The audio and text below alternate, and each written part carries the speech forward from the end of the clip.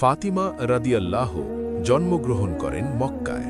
তিনি নবী করিম সাল্লাল্লাহু আলাইহি ওয়াসাল্লাম ও খাদিজা রাদিয়াল্লাহু এর কনিষ্ঠ কন্যা। শৈশব থেকেই তিনি দেখেছেন কিভাবে কুরাইশের কাফিররা তার বাবাকে কষ্ট দিত, অপমান করত এবং আঘাত করার চেষ্টা করত। সহিহ হাদিসে এসেছে, একদিন নবী সাল্লাল্লাহু আলাইহি ওয়াসাল্লাম কাবার পাশে নামাজ পড়ছিলেন। তখন এক ব্যক্তি তার উপর ময়লা নিক্ষেপ করে। ফাতিমা রাদিয়াল্লাহু দৌড়ে এসে কাঁদতে কাঁদতে বাবার শরীর পরিষ্কার করেন। নবী সাল্লাল্লাহু আলাইহি ওয়াসাল্লাম তখন তাকে সান্ত্বনা দেন এবং ধৈর্য ধরতে বলেন। এই কারণেই তিনি পরিচিত হন উম্মে আবিহা, বাবার মায়ের মতো, কারণ তিনি বাবার সেবা করতেন গভীর মমতায়। রাসূলুল্লাহ সাল্লাল্লাহু আলাইহি ওয়াসাল্লাম তার কন্যাকে এত ভালোবাসতেন যে তিনি বলেছেন, ফাতেমা আমার একটি অংশ, যে তাকে কষ্ট দেয় সে আমাকে কষ্ট দেয়।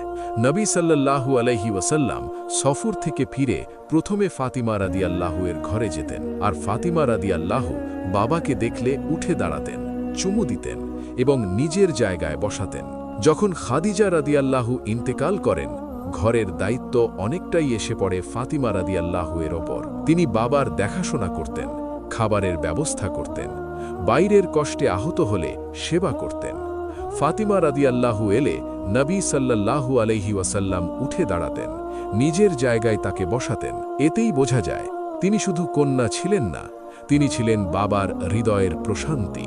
যখন ফাতিমা রাদিয়াল্লাহু বিয়ের উপযুক্ত হন, অনেকে প্রস্তাব দিলেও নবী সাল্লাল্লাহু আলাইহি ওয়াসাল্লাম আল্লাহর সিদ্ধান্তের অপেক্ষায় ছিলেন। শেষ পর্যন্ত আলী রাদিয়াল্লাহু প্রস্তাব দেন। নবী সাল্লাল্লাহু আলাইহি ওয়াসাল্লাম জিজ্ঞেস করেন, তোমার কাছে কি আছে মোহর হিসেবে? আলী রাদিয়াল্লাহু আনহু বলেন, তার একটি বর্ম আছে, সেই বর্ম বিক্রি করেই বিয়ের খরচ ও মোহর আদায় করা হয়। এই বিয়ে ছিল খুবই সাধারণ, কোনো জাঁকজমক ছিল না, কিন্তু ছিল আল্লাহর পক্ষ থেকে বরকতপূর্ণ। বিয়ের পর তাদের জীবন ছিল কষ্টে ভরা। ফাতিমা রাদিয়াল্লাহু আনহা নিজ হাতে কাজ করতেন, আটা পিষতেন, রান্না করতেন, পানি আনতেন। হাতে দাগ পড়ে যেত, শরীর ব্যথায় ভরে যেত। একদিন তিনি বাবার কাছে যান একজন দাসীর অনুরোধ নিয়ে। নবী সাল্লাল্লাহু আলাইহি ওয়াসাল্লাম তখন তাকে বলেন, আমি তোমাকে এমন একটি আমল শেখাবো যা দাসীর থেকেও উত্তম। এরপর তিনি শেখান ঘুমানোর আগে ৩৩ বার সুবহানাল্লাহ, ৩৩ বার আলহামদুলিল্লাহ, ৩৪ বার আল্লাহু আকবার। এটাই পরিচিত তাসবিহে ফাতিমা নামে। ফাতিমা রাদিয়াল্লাহু আনহার ঘরে জন্ম নেন হাসান রাদিয়াল্লাহু আনহু ও হুসাইন রাদিয়াল্লাহু আনহু। নবী সাল্লাল্লাহু আলাইহি ওয়াসাল্লাম নিজ হাতে তাদের নাম রাখেন এবং কানে আজান দেন। তিনি বলেছেন, হাসান ও হুসাইন জান্নাতের যুবকদের নেতা। নবী সাল্লাল্লাহু আলাইহি ওয়াসাল্লাম তাদের কাঁধে তুলে নিতেন, আর সিজদায় থাকলে তারা পিঠে উঠলে সিজদা লম্বা করতেন যেন তারা কষ্ট না পায়। অনেক সময় তাদের ঘরে খাবার থাকত না। এটা জানা যায় যে আহলে বাইতের জীবন ছিল অত্যন্ত সাধারণ ও কষ্টের। তবু ফাতিমা রাদিয়াল্লাহু কখনো অভিযোগ করতেন না। তিনি সবকিছু আল্লাহর ওপর ছেড়ে দিতেন এবং ধৈর্যের সাথে সন্তানদের বড় করতেন। আলী রাদিয়াল্লাহু ও ফাতিমা রাদিয়াল্লাহু এর সংসার ছিল ভালোবাসা ও তাকওয়ায় ভরা। তবে মানুষ যেহেতু মানুষ, তাই কখনো কখনো সামান্য মনোমালিন্য হওয়াটা স্বাভাবিক ছিল। হাদিসে এসেছে, একদিন কোনো একটি বিষয়ে ফাতিমা রাদিয়াল্লাহু মনক্ষুণ্ণ হন। তিনি বাবার বাড়িতে চলে যান, আর আলী রাদিয়াল্লাহু কষ্ট নিয়ে ঘর ছেড়ে মসজিদে চলে যান। তিনি সেখানে মাটিতে শুয়ে পড়েন। মাটির ধুলো তার শরীরে লেগে যায়। কিছুক্ষণ পর নবী করিম সাল্লাল্লাহু আলাইহি ওয়াসাল্লাম ফাতিমা রাদিয়াল্লাহু এর খোঁজ নিতে আসেন। তিনি জানতে পারেন ফাতিমা রাদিয়াল্লাহু বাবার বাড়িতেই আছেন, আর আলী রাদিয়াল্লাহু মসজিদে গিয়ে শুয়ে আছেন। নবী সাল্লাল্লাহু আলাইহি ওয়াসাল্লাম তখন সরাসরি মসজিদে চলে যান। নবী সাল্লাল্লাহু আলাইহি ওয়াসাল্লামের আচরণ রাগ নয়, ভালোবাসা। নবী সাল্লাল্লাহু আলাইহি ওয়াসাল্লাম মসজিদে ঢুকে দেখেন আলী রাদিয়াল্লাহু মাটিতে শুয়ে আছেন, তার শরীরে ধুলো লেগে গেছে। তিনি তাকে ধমক দেননি, কোনো অভিযোগও করেননি, বরং মমতার সাথে তার শরীর থেকে ধুলো ঝাড়তে ঝাড়তে বলেন, ওঠো হে আবু তুরাব, অর্থাৎ মাটির মানুষ।